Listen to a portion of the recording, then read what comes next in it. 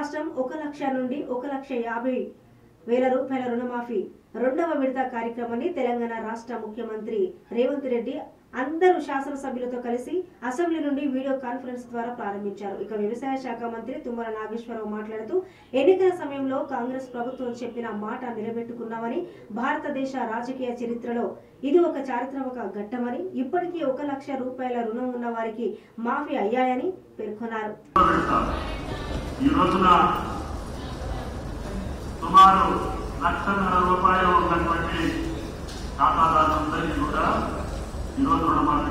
ఈ ప్రభుత్వం నిలబడుతుందని రేవంత్ రెడ్డి గారు ఇచ్చినటువంటి భరోసాని నిలపడానికి ఆయన ఆదేశాలకు అనుగుణంగా ఈ ప్రభుత్వ యంత్రాంగం మొత్తం అందరి కేబినెట్ మంత్రులందరం ఈ యొక్క రైతాంగ సంక్షేమం కోసం పనిచేస్తామని చెప్పి ఈ యొక్క సందర్భంగా విజ్ఞప్తి చేస్తూ మీ దగ్గర సెలవు తీసుకుంటూ రూపాయలు ఇన్ని లక్షల మంది అకౌంట్ లోంచి ఒకటే అకౌంట్ నుంచి ప్రభుత్వం నుంచి బకాయి కట్టడం అనేది దేశ చరిత్రలో ఎప్పుడు జరగలేదు.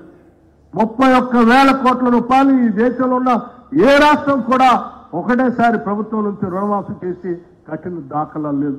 ఈవెన్ బ్యాంకింగ్ చరిత్రలో కూడా అంత పెద్ద ఎత్తున మేము